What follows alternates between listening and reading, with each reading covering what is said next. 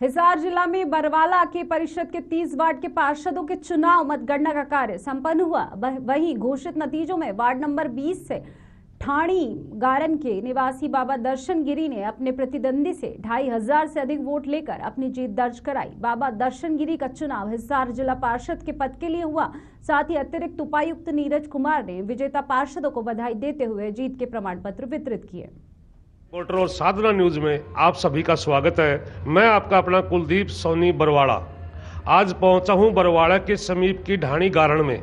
जी हां, आपको बता दें कि अभी कल ही जिला परिषद के मतदान की जो मतगणना हुई थी, वो उस मतगणना के दौरान जिला परिषद के 30 सदस्य जिला हिसार से जीते हैं, जिसमें से वार्ड नंबर 20 से जो सदस्य जीते हैं उनसे आपकी मुलाकात कराने जा रहा हूं।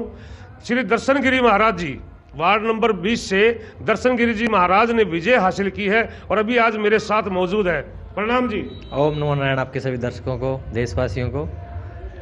महाराज जी, आपने 20 नंबर वार्ड से चुनाव लड़ा था और आपकी विजय भी हुई है, तो हम आपसे जानना चाहेंगे कि आपकी चुनाव लड़ने की मनसा कैसे आई? ये जीत हमारी नहीं है, ये जनता की जीत है और जनता का काम करने के लिए हम आए हैं। मनसा तो समाज के लोकहित का कार्य करना होता है और एक सन्यासी का कर्म होता है कि वो जो जनता की सेवा करे, और हम राजा बनने नहीं आए हैं, हम सेवक हैं और सेवक बनने आए हैं। सेवक थे और सेवक हैं और सेवक ही रहेंगे जनता के। सुनने में आ रहा है कि जो यूपी के मुख्यमंत्री आदित्यनाथ योगी जी हैं, उन्होंने भी आपको बधाई दी है। देखिए, सन्यासी को बधाई देता है, अच्छी बात है और देना भी चाहिए। उनका आशीर्वाद हमेशा हम पे रहेगा। आप कितने मतों से दूसरे प्रतिद्वंदी से विजयी हुए? 2500 प्लस हमसे ज़्यादा वोट हमको मिले हैं दूसरे प्रतिद्वंदियों से। प्रतिद्वंदी नहीं कह सकते, जनता ने हमको भरपूर सहयोग दिया है, एक तरफा सहयोग दिया है। तो महाराज जी, क्या आपको उम्मीद थी चुनाव में खड़े होने से पहले कि जनता आपको इतना प्यार देगी, इतना स्नेह देगी? हमने सच्चे दिल से जो भी काम किया, गौ माता के लिए, समाज के लिए हो, अपने धार्मिक संस्थान के लिए हो, सबके लिए हमने तय दिल से सेवा की है। और जो सच्चे दिल से जो कोई भी काम हो, मैं नहीं, कोई भी सच्चे दिल से काम करता है उसको सफलता अवश्य ही मिलती है। ये प्रकृति का नियम होता है। काफी चर्चा में आ गए बाबा जी। आप चुनाव में जब खड़े हुए थे तो तब भी चर्चा जोरों पर थी कि बाबा जी है चुनाव लड़ रहे हैं, और अब जीतने के बाद तो और भी चर्चा जोरों पर है। बधाइयों का तांता लगा हुआ है कि खास बात अभी पूरे इलाके में, दूर दराजियों को, पूरे हरियाणा में बाबा जी आप अकेले ही विजयी हुए हैं। ये सब प्रकृति की देन है, गौ माता की देन है। प्रकृति समय के अनुसार बदलाव लाती है और वो बदलाव प्रत्यक्ष रूप से जनता ने हमें दिया है, मौका दिया है, कलम की ताकत दी है। हम अवश्य ही हमारे कामों में खड़े उतरेंगे, जनता की सेवा करेंगे।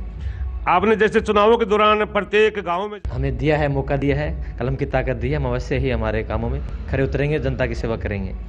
आपने जैसे चुनावों के दौरान प्रत्येक गांव में जाकर वोटरों से अपील की थी, उसी श्रृंखला में आज आप उसी इलाके में जाकर सभी जगह सभी वोटरों का, गांव वालों का आभार व्यक्त करते भी देखे जा रहे हैं। हाँ, अभी निकलेंगे हम दौरों पे, अभी कुछ गांव जाए हैं और अभी इसका सिस्टम बना के हम लोग सब गांव में जाएंगे और हर वोटर तक हम पहुंचेंगे। उनका जो कार्य है, हमने देखा था कुछ घरों में छतें नहीं थी, तो हम प्रयास करेंगे कि हम उसको जल्द से जल्द उनको समाधान करें उन समस्याओं का।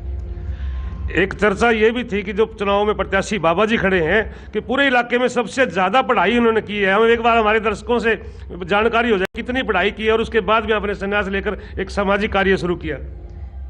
वैसे एक सामान्य परिवार में जन्म हुआ था, कुम्हार समाज में, मगर जो पढ़ाई लिखाई है वो गौ माता की कृपा से MBA तक की पढ़ाई की और वो बेंगलोर से मैंने की थी जी।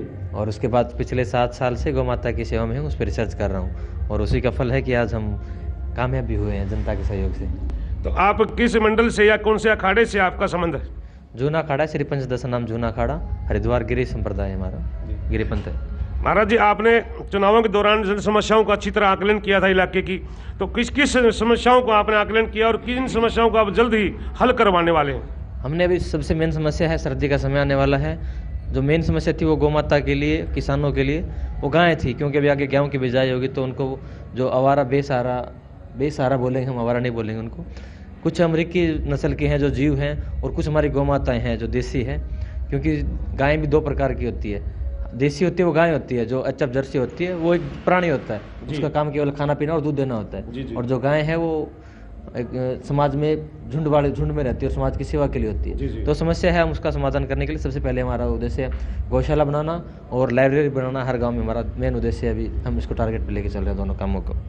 तो आप हमारे चैनल के माध्यम से आम जन को क्या संदेश देना चाहेंगे कि वो भी अपना जीवन में कैसे अपना आचरण रखें? मैं तो कहता हूँ हमेशा सादा जीवन और उच्च विचार हमें रखना चाहिए। कभी इन झूठ छल कपट किसी से ईर्ष्या द्वेष नहीं रखनी चाहिए, और ना हमें कभी किसी से भाई हम इससे बदला लेने की भावना रखनी चाहिए। क्योंकि प्रकृति अपने आप, अगर आप ठीक हो तो प्रकृति अपने आप उसका उत्तर दे देती है, आपको उत्तर देने की आवश्यकता नहीं होती। और हमें कायर बन के नहीं बैठना है कि हम केवल दूसरों के या भगवान भरोसे बैठे रहें। हमें भी कुछ कर्म करेंगे तो हमें उसका उत्तर मिलेगा। तो जो वोटरों ने आपके ऊपर उम्मीद लगाई है, अब आप वोटरों को कोई काम पड़ जाता है आपसे, तो आप मिलोगे कहाँ हमको? जहाँ बैठे हैं ढाणीगाड़ में, यही हमारा कार्यालय है। आप बाहर देखेंगे तो कार्यालय का बोर्ड लगा हुआ है, मेन बस स्टैंड ढाणीगाड़ में आप हमारा कार्यालय है। हम अब यहीं मिलोगे सभी? हाँ, यहीं मिलेंगे हम। धन्यवाद जी आपका बहुत बहुत चैनल के साथ मुलाकात करने के लिए। नमस्कार।